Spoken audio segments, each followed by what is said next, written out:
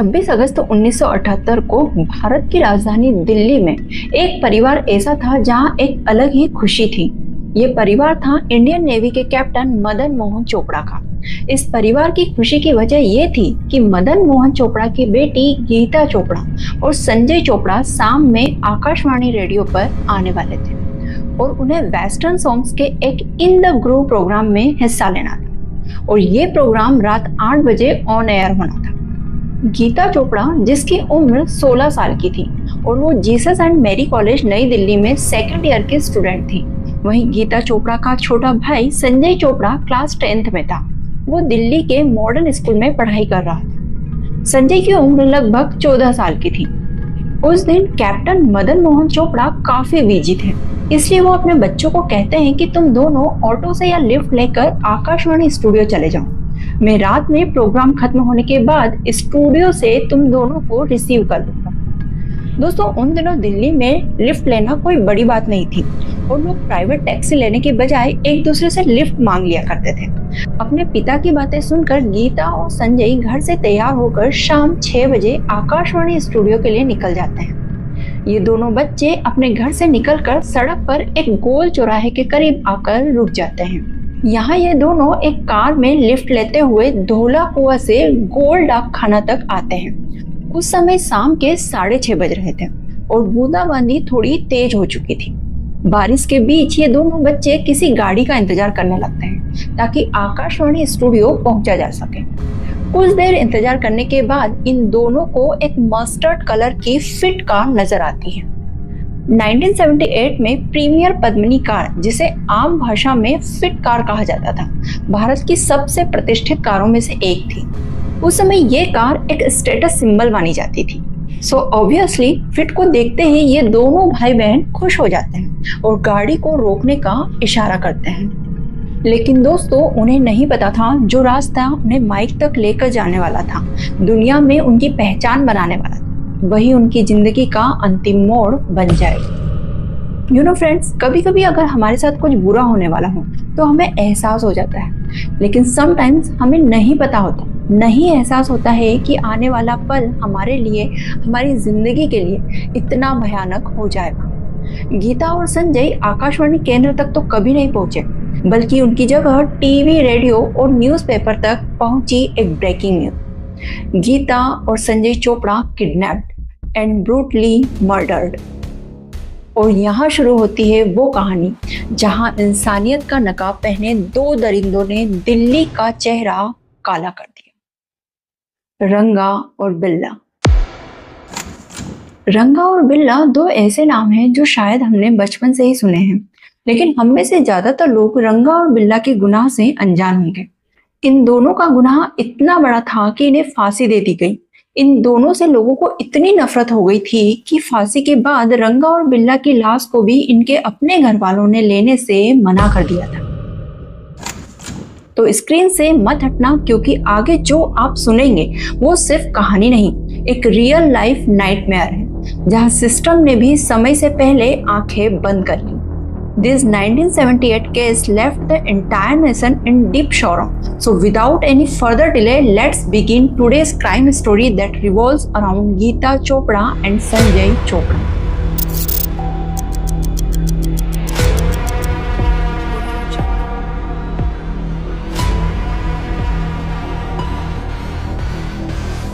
दोस्तों, रंगा और बिल्ला का नाम पहली बार सितंबर 1978 में चर्चा में आया।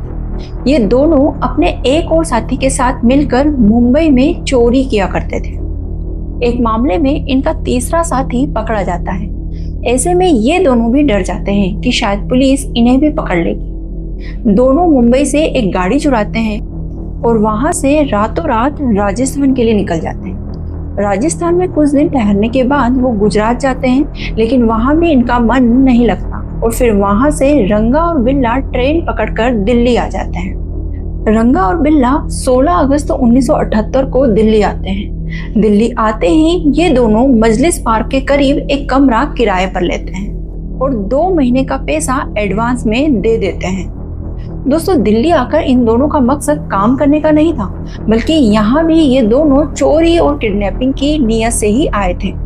दिल्ली आकर अशोका होटल में 26 अगस्त 1978 को ये लोग एक नई स्विफ्ट कार चुराते हैं और उसका नंबर प्लेट बदलकर शहर में घूमने लगते हैं।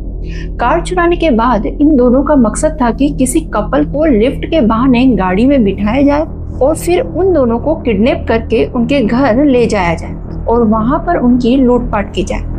दूसरी तरफ इन दोनों भाई बहन गीता चोपड़ा और संजय चोपड़ा ने जिस गाड़ी को रुकने का इशारा किया था, ये वही गाड़ी थी जिसे रंगा और बिल्ला चला रहे थे और सुबह से सड़क पर अपने शिकार की तलाश में थे।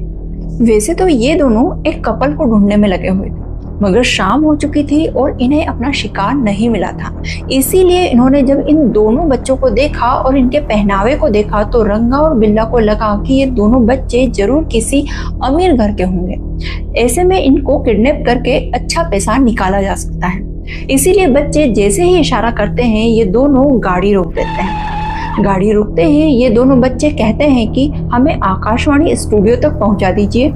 बच्चों की बात सुनकर रंगा और बिल्ला उन्हें छोड़ने की हामी भरते हैं और इन दोनों को गाड़ी में बिठा लेते हैं। गीता और संजय के गाड़ी में बैठते ही ड्राइविंग सीट संभाले हुए रंगा गाड़ी को आगे बढ़ाना शुरू कर देता है। इधर बिल्ला उन बच्चों से उनका नाम, उनके पिता का नाम पूछता है। साथ ही ये भी पूछता है कि उनके पिता क्या करते हैं। जब रंगा और बिल्ला को पता चलता है कि संजय और गीता मदन मोहन चोपड़ा इंडियन नेवी के अधिकारी के बच्चे हैं, तो इन दोनों को अंदाजा हो जाता है कि शायद इनके घर से ज्यादा पैसे नहीं मिलेंगे। इसीलिए अब ये दोनों दूसरी प्लानिंग बनाने लगते हैं। रंगा और बिल्ला इशारों इशारों में कुछ बातें करने लगते हैं। इधर संजय और गीता अब इंतजार कर रहे होते हैं कि अगले ही पल वो आकाशवाणी के स्टूडियो पहुंच जाएंगे। मगर तभी गीता नोटिस करती है कि अचानक ड्राइवर ने गाड़ी आकाशवाणी की तरफ जाने वाले रास्ते से हटाकर एक अनजान सड़क पर मोड़ ली है।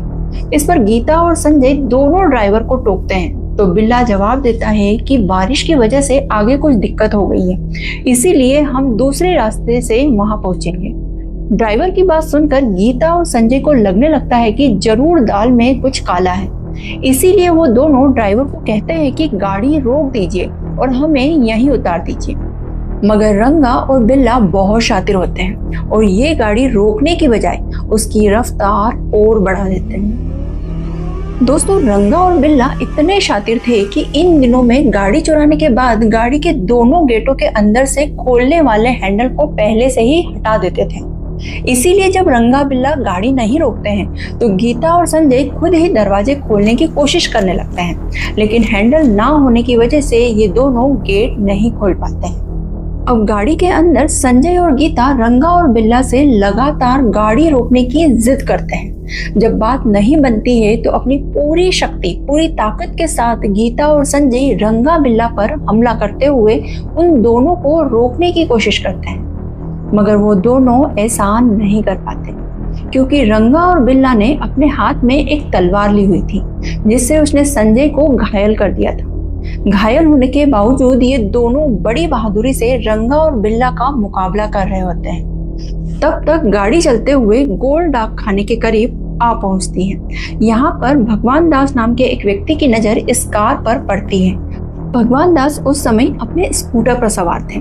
भगवान दास देखते हैं कि गाड़ी की अगली सीट पर एक आदमी बैठा हुआ है, जबकि पिछली सीट पर दो बच्चे हैं जो लगातार गाड़ी के अंदर से चीख चिल्ला रहे हैं और मदद की गुहार लगा रहे हैं। इस पर भगवान दास अपनी स्कूटर से उस गाड़ी का पीछा करना शुरू कर देते हैं, मगर ये उसको रोक नहीं पाते। रंगा बिल्ला की कार को कुछ और लोग भी रोकने की कोशिश करते हैं, मगर कार नहीं रुकती है और फिर रफ्तार से भागती रहती है। एक जगह ऐसे ही एक आदमी ने देखा कि कार के अंदर से चिल्लाने की आवाज आ रही है। जब वो व्यक्ति नजदीक आया तो उसने देखा कि पिछली सीट पर बैठी लड़की ड्राइवर के बाल खींचकर मदद के लिए चिल्ला रही है, जबकि लड़का अगले सीट पर बैठे उस दूसरे व्यक्ति से लड़ रहा है। दोनों मदद के लिए बार बार चिल्ला रहे हैं। ये नजारा देखकर उस व्यक्ति ने भी कार का दरवाजा खोलने की कोशिश की, मगर वो ऐसा नहीं कर पाए और कार वहां से वेलिंगटन हॉस्पिटल की तरफ चली गई। इधर जब भगवान दास कार को रोकने में कामयाब नहीं हुए तो उन्होंने तुरंत दिल्ली पुलिस कंट्रोल रूम में 7 बजे के आसपास कॉल किया और उन्होंने जो कुछ भी देखा वो पुलिस को बताया। भगवान दास ने कार का नंबर भी नोट कर लिया था कार का नंबर था HRK 8930। भगवान दास ने जब पुलिस को कार का नंबर लिखवाया तो पुलिस से एक गलती हो गई और पुलिस वालों ने HRK 8930 की जगह MRK 8930 नोट कर लिया। गलत नंबर होने की वजह से पुलिस को कोई कामयाबी नहीं मिली। हालांकि कुछ समय के बाद उसी कार पर DDA के एक जूनियर इंजीनियर इंद्रजीत सिंह की भी नजर पड़ी। उन्होंने भी कार के अंदर एक लड़की और लड़के को घायल अवस्था में देखा। इंद्रजीत ने भी कार का पीछा किया मगर कार रेड सिग्नल तोड़कर भाग गई। यहाँ भी किस्मत से इंद्रजीत सिंह ने कार का नंबर नोट कर लिया और तुरंत राजेंद्र नगर पुलिस स्टेशन में फोन कर दिया। मामला काफी गंभीर था। इसके बावजूद आरोप ये लगाया जाता है कि लगातार कंप्लेंट मिलने के बावजूद पुलिस ने तत्परता नहीं दिखाई और अधिकार क्षेत्र के बाहर की घटना बताकर राजेंद्र नगर पुलिस ने भी अपना पल्ला झाड़ लिया। उधर रंगा और बिल्ला बड़े आराम से गीता और संजय को अपने अपने कब्जे में लेकर अपने रास्ते की तरफ निकल गए। इधर रात के 8 बज रहे थे। इसी समय आकाशवाणी पर गीता और संजय का प्रोग्राम होना था, इसीलिए उनके माता पिता बड़ी बेसब्री से 8 बजने का इंतजार कर रहे थे।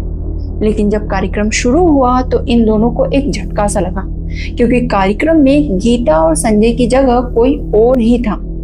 ये सुनकर मदन मोहन चोपड़ा निराश हुए और उन्होंने अपनी स्कूटर उठाई और 9 बजे वो संसद मार्ग स्थित आकाशवाणी ऑफिस चले गए ताकि अपने बच्चों को वहां से लेकर आ सके। मगर जब वो वहां पहुंचे तो इन्हें जानकारी मिली कि गीता और संजय तो यहाँ पहुंचे ही नहीं है। इतना सुनते ही मदन मोहन चोपड़ा के पैरों तले जमीन खिसक गई और वह सोच में पड़ गए कि आखिर बच्चे कहाँ चले गए होंगे। खोजबीन शुरू होती है तो ये पता चलता है कि बच्चे घर पर नहीं आए हैं और वो दोनों भाई बहन ना ही किसी दोस्त के घर गए हैं और ना ही किसी रिश्तेदार के। काफी देर तक वो लोग अपने स्तर पर खोजबीन करते हैं और जब कुछ नहीं पता चलता तो आखिरकार रात के समय गीता और संजय के पिता मदन मोहन चोपड़ा पुलिस में अपने दोनों बच्चों की गुमशुदगी की रिपोर्ट दर्ज करवाने जाते हैं। पुलिस इधर उधर खोजबीन करती है मगर इन बच्चों का कहीं से भी अता पता नहीं लगा पाती। इधर सभी की आंखों में धूल झोंकते हुए रंगा और बिल्ला गीता और संजय चोपड़ा के साथ जो हैवानियत करते हैं उसे सुनकर आपका भी खून खौल उठे। रास्ते भर दोनों बच्चे अपनी पूरी ताकत से इन दोनों हैवान से बचने की कोशिश करते रहते हैं मगर कामयाब नहीं हो पाते। अंत में रंगा इन दोनों से कहता है कि तुम दोनों शांत रहो, आगे जहां भी कोई सही जगह दिखेगी वहां मैं गाड़ी रोक दूंगा और तुम दोनों वहां उतर जाना, लेकिन तुम दोनों को इस शर्त पर छोड़ूंगा कि कहीं भी मेरे बारे में तुम लोग बात नहीं करोगे। गीता और संजय रिहाई की उम्मीद से शांत हो जाते हैं मगर रंगा और बिल्ला उस कार को तेजी से भगाते हुए बुद्धा गार्डन की तरफ मौजूद रिज इलाके में ले जाते हैं और एक सुनसान जगह देखकर झाड़ियों के पीछे अपनी कार को खड़ा कर देते हैं। जंगल में कार खड़ी होने के बाद रंगा कार से संजय चोपड़ा को ये कहते हुए उतारता है कि चलो मैं तुम्हें वहां ले जाकर आजाद छोड़ दूंगा, मगर कार से लगभग 100 कदम दूर ले जाकर रंगा अपने पास मौजूद तलवार से सीधा संजय चोपड़ा की गर्दन पर वार कर देता है, जिससे संजय वहीं पर ढेर हो जाता है। हालांकि तब तक वो मरा नहीं होता। इधर रंगा संजय की हत्या कर रहा होता है, उधर बिल्ला कार में मौजूद गीता चोपड़ा को पहले पूरी तरीके से मारता है, उसके कपड़े फाड़ता है और फिर अपने पास रखे एक चाकू की नोक पर उसके साथ बलात्कार करने लगता है। गीता का बलात्कार करने के बाद गीता को कार में बंद करके बिल्ला उसी तरफ आता है जहां रंगा संजय को लेकर आया था।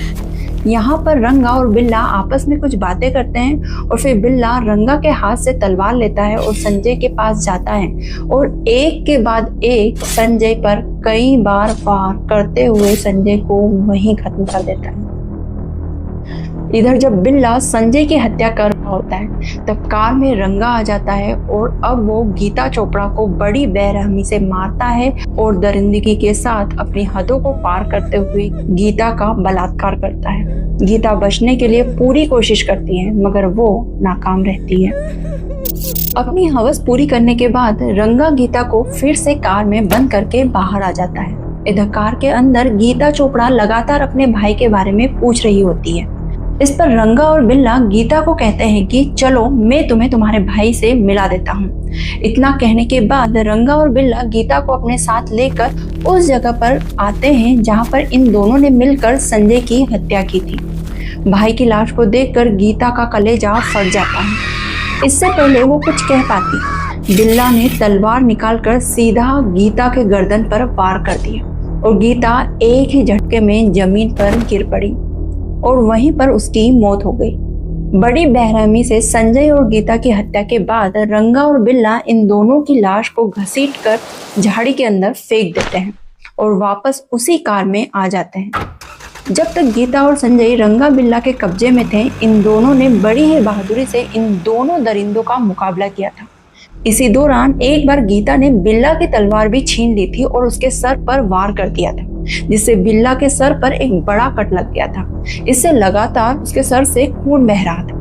इसीलिए अपनी हवस मिटाने और गीता और संजय की हत्या करने के बाद रंगा और बिल्ला पहले अपनी कार का नंबर प्लेट दोबारा बदलते हैं और सीधे अपनी कार को विलिंगटन हॉस्पिटल ले जाते हैं, क्योंकि बिल्ला के सर से काफी खून बह चुका था।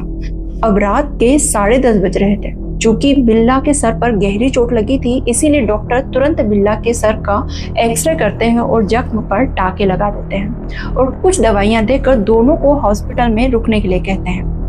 हॉस्पिटल में रंगा और बिल्ला दोनों गलत नाम और पता लिखवा के बैठे होते हैं। चूंकि बिल्ला के सर पर गहरी चोट लगी होती है, इसीलिए नियम के मुताबिक हॉस्पिटल द्वारा तत्काल ही पुलिस को खबर कर दी जाती है। और जब पुलिस चोट की वजह पूछती है तो बिल्ला बताता है कि हम दोनों आ रहे थे और बंगला साहिब रोड पर काली मंदिर के पास कुछ लोगों ने हम पर हमला कर दिया और हमारे पास मौजूद घड़ी पैसे छीन लिए, साथ ही लोहे के रॉड से मुझे सर पर मारा, जिससे ये जख्म हो गया। हॉस्पिटल में मौजूद पुलिस तत्काल ही इस घटना की जानकारी मंदिर मार्ग पुलिस स्टेशन को देती है। इसके बाद रात 10:50 पर पुलिस वालों को हॉस्पिटल भेजा जाता है। इधर डॉक्टर ने बिल्ला को चोट गहरी होने की वजह से हॉस्पिटल में रुकने के लिए कहा था, मगर रात के 11:10 पर ये दोनों हॉस्पिटल से छुट्टी लेने के लिए कहते हैं, लेकिन वहां मौजूद पुलिस वाले पहले उनसे इस जगह पर ले जाने के लिए कहते हैं जहां इनके साथ छीना झपटी हुई थी। दोस्तों, रंगा और बिल्ला तो किसी भी सूरत में जल्द से जल्द वहां से भागना चाहते थे, मगर पुलिस वालों के कहने पर वो लोग उन्हें उस मनगढ़ंत जगह पर ले गए। पुलिस को अपनी बातों में उलझाकर रखने लगे। काफी कोशिशों के बावजूद पुलिस को वहां पर छीना झपटी संबंधित कोई भी सबूत नहीं मिले।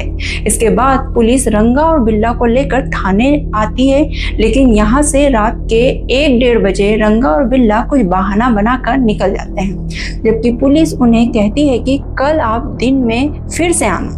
ये दोनों रात के अंधेरे में थाने से निकलते ही अपने किराए के कमरे पर वापस आ जाते हैं। यहाँ से कुछ जरूरी सामान लेते हैं और वहीं से मुंबई भाग जाते हैं।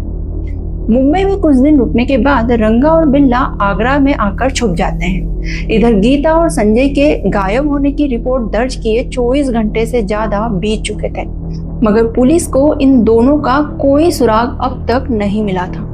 इधर दोनों के गायब होने के 2 दिन बाद यानी 28 अगस्त 1978 को सुबह के 6 बजे धनीराम नाम के एक चरवाहा अपनी गाय को उसी इलाके में चरा रहा था जहां उन दोनों बच्चों की हत्या की गई थी। जब धनीराम उस जगह से गुजरा तो जंगल में उसे कुछ कपड़े दिखाई दिए और कुछ और आगे आया तो उसे वो दोनों लाशें भी दिखी। अब चरवाहे ने इस बात की जानकारी तुरंत ही पुलिस में पेट्रोलिंग कर रहे कांस्टेबल रोहतास सिंह को दे दी। पुलिस की टीम मौके पर वहां पहुंची और दोनों लाशों को बरामद कर लिया। इन दोनों बच्चों के माता पिता को भी लाश की पहचान के लिए बुलाया गया और उन दोनों ने भी इस बात की पुष्टि कर दी कि ये लाश उन्हीं के बच्चों की है। यहाँ पर फॉरेंसिक टीम भी बुलाई जाती है और सभी छोटे बड़े सबूत इकट्ठे किए जाते हैं। उधर पोस्टमार्टम रिपोर्ट में खुलासा होता है कि संजय चोपड़ा पर दर्जनों वार किए गए थे, वहीं गीता चोपड़ा की हत्या करने से पहले उसका बलात्कार किया गया था। साथ ही उसके पूरे शरीर पर कई गंभीर वार किए गए हैं। इस खुलासे के बाद पुलिस पर जल्द से जल्द उन कातिलों को पकड़ने का दबाव बन रहा था, मगर कहीं न कहीं मदन मोहन चोपड़ा को लग रहा था कि पुलिस इस मामले में सुस्ती बरत रही है। इसीलिए 2 दिन बाद मदन मोहन चोपड़ा ने मीडिया वालों को सामने आकर अपनी पूरी कहानी बताई और इंसाफ की गुहार लगाई। जब ये खबर मीडिया में छपी तो पूरा देश गुस्से से उबलने लगा। हर जगह बस इसी खबर की चर्चा थी। दिल्ली और पूरे देश में उस समय लगभग वैसा ही माहौल था, वैसा ही माहौल बन गया था जैसा कि निर्भया कांड के बाद बना था। पूरी दिल्ली सड़क पर थी। हर कोई संजय और गीता के कातिलों को जल्द से जल्द फांसी के फंदे पर लटकते हुए देखना चाहता था। मगर घटना के कई दिन बीत जाने के बाद भी पुलिस के हाथ कुछ न लगा। जिन लोगों ने कार से रंगा और बिल्ला को देखा था, उनकी निशानदेही पर रंगा बिल्ला के कुछ स्केच भी तैयार किए गए और पूरे देश में इनके पोस्टर लगवाए गए। अखबारों में भी रंगा बिल्ला की पोस्टर छपवाए गए और साथ ही इन दोनों का सुराग देने वालों को मोटी रकम देने का ऐलान भी किया गया। इन सब के बावजूद कई हफ्तों से ज्यादा का समय बीत चुका था, लेकिन रंगा बिल्ला पकड़ में नहीं आते और इससे देश भर के लोगों का गुस्सा 7वें आसमान पर पहुंच जाता है। ये मामला इतना बड़ा हो गया था दोस्तों कि इसका अंजाम आप इस बात से लगा सकते हैं कि जब पूरी दिल्ली सड़क पर आई तो तत्कालीन विदेश मंत्री अटल बिहारी वाजपेयी जी उनसे बात करने के लिए आए, लेकिन पत्थरबाजी की वजह से उन्हें वापस लौटना पड़ा और इस पत्थरबाजी में उन्हें चोट भी लग गई थी। मामले की गंभीरता को देखते हुए अंत में तत्कालीन प्रधानमंत्री मोरारजी देसाई ने संजय और गीता के घर जाकर शोक प्रकट करने का फैसला किया। साथ ही जल्द से जल्द केस को सॉल्व करने की हिदायत दिल्ली पुलिस को दी। अब इस मामले को प्रधानमंत्री खुद ही हैंडल कर रहे थे, इसीलिए पुलिस पर भी भारी दबाव था कि वो जल्द से जल्द अपराधियों को गिरफ्तार करें। अब दोस्तों पूरे देश में माहौल ऐसा बन चुका था कि रंगा और बिल्ला भागते भी तो कब तक भागते और कहां भागते। इस घटना को अंजाम देने के बाद रंगा बिल्ला दिल्ली से मुंबई भाग गए थे और मुंबई से आगरा में कुछ दिन रुकने के बाद कहीं और भागने की नीयत से 8 सितंबर 1978 को वो दोनों आगरा में यमुना रिवर ब्रिज के पास कालका मेल ट्रेन में एक बोगी में सवार हो गए। दोनों ट्रेन में चढ़ तो गए थे, मगर गलती से उस बोगी में चढ़े जो केवल इंडियन आर्मी के जवानों के लिए रिजर्व थी। जैसे ही दोनों ट्रेन के अंदर गए, आर्मी के जवानों ने उन्हें घेर लिया और इनसे इनके आइडेंटिटी कार्ड मांगे। इस पर रंगा और बिल्ला आर्मी के जवानों से झगड़ा करने लगे। इसी बीच उसी बोगी में मौजूद इंडियन आर्मी के जवान लांस नायक AB सेट्टी ने इन दोनों को पहचान लिया, क्योंकि उन्होंने रंगा और बिल्ला के केस को अखबार में डिटेल में पढ़ा था। इसीलिए जैसे ही उन्हें शक हुआ कि ये रंगा बिल्ला हो सकते हैं, आर्मी वालों ने तुरंत रंगा बिल्ला को बांध दिया और 9 सितंबर 1978 को नई दिल्ली रेलवे स्टेशन पर आर्मी वालों ने इन दोनों को दिल्ली पुलिस के हवाले कर दिया। इन दोनों की गिरफ्तारी के बाद तत्काल ही पुलिस ने इनके पास मौजूद बैग की तलाशी ली तो उसमें से एक तलवार मिली, जिससे रंगा और बिल्ला ने गीता और संजय की हत्या की। और इसके अलावा बैग से वो कपड़े भी मिले जो कपड़े रंगा और बिल्ला ने घटना वाले दिन पहने हुए थे। उस कपड़े पर खून के निशान थे। इसके तुरंत बाद पुलिस रंगा और बिल्ला को गिरफ्तार करके पूछताछ करना शुरू कर देती है। पूछताछ में रंगा और बिल्ला इस तरह की किसी भी घटना से इनकार कर देते हैं, मगर जिस हॉस्पिटल में बिल्ला का इलाज करवाया गया था उस हॉस्पिटल के डॉक्टर ने भी कंफर्म कर दिया था कि उस रात यही दोनों हॉस्पिटल में आए थे। अपराधी तो पकड़े जा चुके थे, मगर सबूत के बिना कोर्ट भी कुछ नहीं सुनता, इसलिए पुलिस ने सबूत जुटाने शुरू कर दिए। पुलिस जब सख्ती से पूछताछ करती है तो रंगा और बिल्ला पूरी कहानी शुरू से लेकर अंत तक बता देते हैं। इसके अलावा इस मामले में कुछ ऐसे सबूत पुलिस के हाथ लगते हैं जो काफी अहम साबित होते हैं। दरअसल जो कपड़ा रंगा और बिल्ला के पास से पाया गया था, उस कपड़े पर जांच के दौरान ये पाया गया कि वो खून के निशान गीता और संजय के ही थे। इधर कुछ दिन पहले पुलिस ने उस कार को भी ढूंढ निकाला जिसका इस्तेमाल इस हत्याकांड में हुआ था। उस कार से पुलिस ने जो बाल बरामद किए थे, वही बाल संजय चोपड़ा के शरीर पर भी पाए गए थे और ये दोनों सैंपल रंगा के बालों से मेल खाते थे। इसके अलावा बिल्ला के बाल गीता चोपड़ा के बदन पर मिले थे। जब रंगा और बिल्ला गीता के साथ बलात्कार कर रहे थे तो गीता ने बचने के लिए अपने नाखूनों का भी इस्तेमाल किया था। गीता के नाखूनों से जो नमूने इकट्ठे किए गए थे वो सभी रंगा और बिल्ला से मैच कर रहे थे। मिट्टी के जो नमूने लाश से लिए गए थे, वही नमूने रंगा बिल्ला के कपड़ों पर भी मौजूद थे।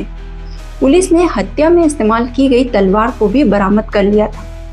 गीता के बलात्कार और हत्या के बाद ये दोनों जिस हॉस्पिटल में गए थे वहां इन दोनों ने अपने फिंगरप्रिंट्स एक्सरे प्लेट पर छोड़ दिए थे। इस पूरे मामले में वो बहुत बड़ा सबूत साबित होता है। दोस्तों, कुल मिलाकर सभी सबूत चीख चीख कर अपनी इसी बात की गवाही दे रहे थे कि पूरी हैवानियत रंगा और बिल्ला की ही है। सभी सबूत इकट्ठा करने के बाद इस मामले की सुनवाई शुरू हुई। आखिरकार कोर्ट में सबसे पहले एडिशनल सेशन जज के द्वारा रंगा और बिल्ला को मर्डर, हत्या, बलात्कार, किडनैपिंग समेत विभिन्न धाराओं के तहत मौत की सजा सुनाई गई। कोर्ट के इस फैसले को रंगा और बिल्ला ने दिल्ली हाईकोर्ट में चुनौती दी, मगर 16 नवंबर 1989 को दिल्ली हाईकोर्ट ने भी इन दोनों की सजा को बरकरार रखा। इसके बाद रंगा बिल्ला ने सुप्रीम कोर्ट का भी दरवाजा खटखटाया, लेकिन इन्हें राहत नहीं मिली। अंत में इन्होंने फांसी के खिलाफ भारत के तत्कालीन राष्ट्रपति के सामने मर्सी पिटीशन दायर की, मगर राष्ट्रपति ने भी इनकी ये याचिका खारिज कर दी और फांसी के फैसले पर अपनी मोहर लगा दी। जब रंगा और बिल्ला के सभी कानूनी दरवाजे बंद हो गए तो आखिरकार 31 जनवरी 1982 को रंगा और बिल्ला को फांसी दे दी गई। फांसी के बाद किसी ने इन दोनों के शवों को भी स्वीकार नहीं किया और पुलिस ने ही जेल के अंदर इन दोनों का अंतिम संस्कार किया। जो दुख और दर्द रंगा और बिल्ला ने गीता चोपड़ा और संजय चोपड़ा और इनके माता पिता को दिया था, उसके सामने शायद फांसी की सजा भी कम थी, मगर ये सजा उस दर्द पर मरहम जैसी जरूर थी। इस पूरे मामले की सुनवाई काफी तेजी से हुई थी और रिकॉर्ड तरीके से 4 साल के अंदर सुनवाई पूरी करने के बाद अपराधियों को फांसी भी दे दी गई थी। दोस्तों, इस केस ने पूरे देश को किस हद तक प्रभावित किया था, इस बात का अंदाजा आप इस बात से लगा सकते हैं कि इससे पहले सिर्फ गांधी जी के हत्याकांड वाला केस ही एकमात्र ऐसा केस था देश में जिसमें अपराधियों को 4 साल के अंदर फांसी की सजा दे दी गई थी। और अब गीता और संजय की हत्या के बाद दिल्ली में क्या परिवर्तन आया, तो दिल्ली में ये परिवर्तन आया कि यहाँ पर लिफ्ट लेने देने की प्रथा बंद हो गई और किसी पर विश्वास करने की भी। चूंकि गीता चोपड़ा और संजय चोपड़ा ने बड़ी बहादुरी से रंगा बिल्ला का मुकाबला किया था, इसीलिए इनके सम्मान में भारत सरकार की ओर से वीरता पुरस्कार जारी किया गया। हर साल 26 जनवरी के मौके पर जो वीरता पुरस्कार बच्चों को दिया जाता है, उसमें से एक पुरस्कार गीता चोपड़ा के नाम पर है, जबकि दूसरा पुरस्कार संजय चोपड़ा के नाम पर है। दोस्तों, ये क्राइम केस आपको कैसा लगा? अपनी राय हमें कमेंट बॉक्स में लिखकर जरूर बताइए। और अगर आपको ये वीडियो पसंद आया हो तो प्लीज इसे लाइक और शेयर करें।